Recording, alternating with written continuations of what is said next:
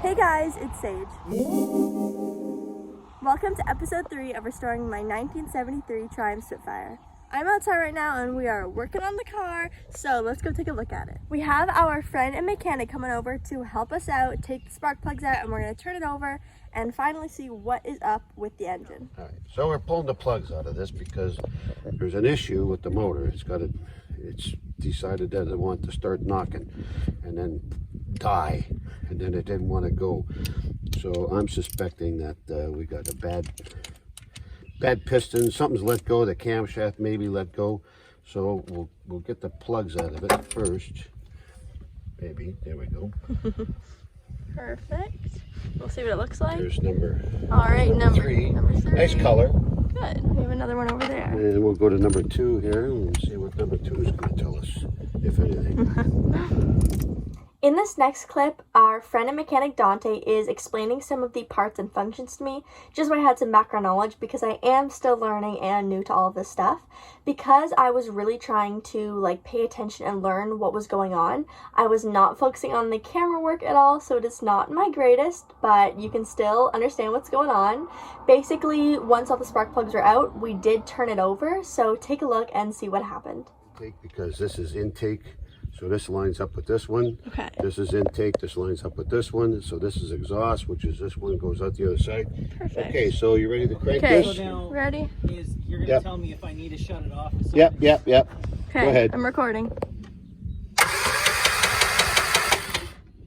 Whoa. Okay, go ahead. Should I give it gas at all? No, nothing. Hold it. Again. Dead. This is a dead cylinder. Oh. Number 3 is dead. Okay. Okay, crank. That was good. Hold it. Crank. Yep. So number 3 here. Crank it again. Nothing. Even though the valves are going up and down, there's nothing happening with that cylinder. So this piston, either there's a hole in it or it's broken. Oh. The connecting rod might be broken on number 3 cylinder. We're gonna stick a little wire in here to see what's going on. Oh, well, there's the piston. It's down. This one is. That one there.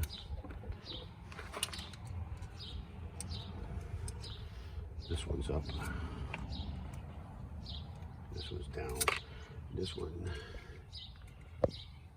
ain't doing nothing. And that's the one. Oh, that was the one. Did you hear that? Yeah. That clunk? Uh-huh. Okay. Give it a crank here. Okay.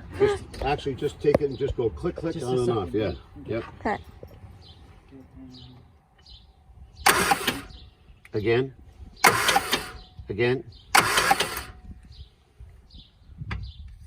Oh yes, it's broken. Oh no. So is that a piston rod that's broken? It's probably either connecting rod's broken or it's come off maybe the end cap, like the rod cap, come off because maybe he added the part and didn't torque it properly. Because okay, crank it again. Hold it. Yeah. So what's happening is the crank is turning, but then it's pushing up that piston just a little bit.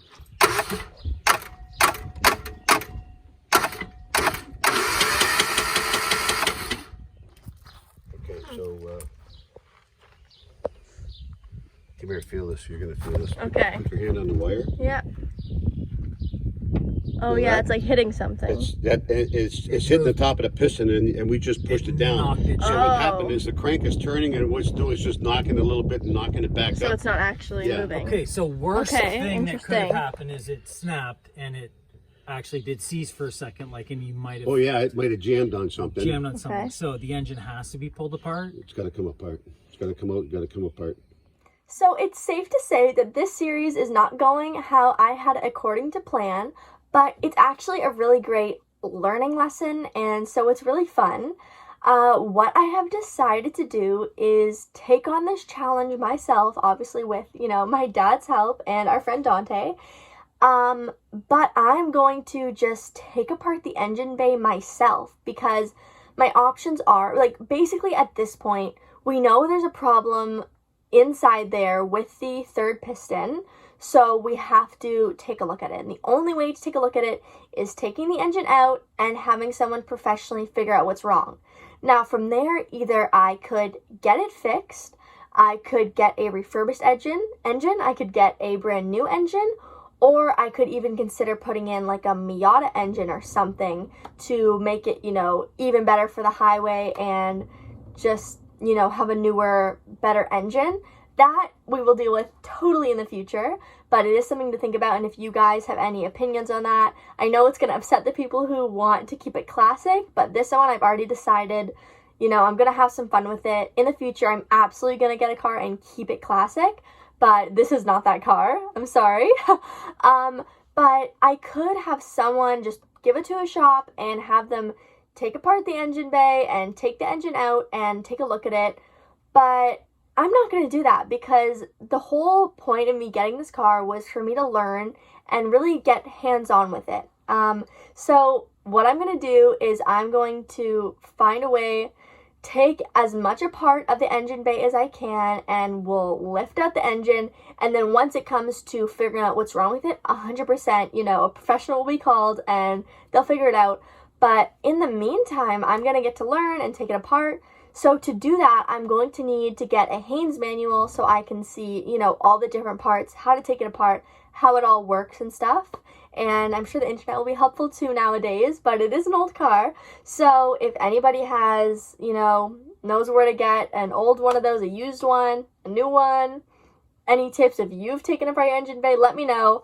I know it is a big job, but I'm really excited. I think it's going to be fun to learn. So for the next many episodes, it is going to be us taking this thing apart and just really getting into it. So yeah. I ordered this booklet from Rimmer Bros, and it is definitely helpful as all different parts, and I actually got it because I thought I was going to be ordering some fun stuff like cosmetically for the car, but turns out now we're going to be using it for a much bigger job than I expected. So I wanted to kind of show you some of the stuff in the book, and then we can talk about what's going on. Okay, so I might get some of this wrong. Please correct me. I am still learning, but I'm going to kind of explain to you what I think is going on. So this is the rocker shaft. This is the main thing that we were kind of looking at and dealing with. And this is the push rod that connects to the tappet. And then I believe this valve set, like the valve seat and then the inlet valve, go underneath this and it gets pushed up with pressure and comes down. You saw me, I had like a little wire in one of these little holes where the spark plugs go, and I could feel something, so I think it would have been this that I was hitting, and when it should have been up, and I shouldn't have been able to feel anything. So that means there's a problem with one of these. We know that these, most likely, that one is most likely fine because we can see it, but we don't know if this is disconnected here, or like here, this is disconnected, or something is cracked. That's what it could be. It could be just something's disconnected, or it could be something's totally snapped in half. Really, you know, it could also be something a lot more serious, but this is kind of the like first thing we're going to take a look at. Okay, well, that's the end of today's video. Thank you guys for coming along with me. I do really appreciate all of your comments and suggestions and tips. I need all of the education that I can get right now, but let's see what happens.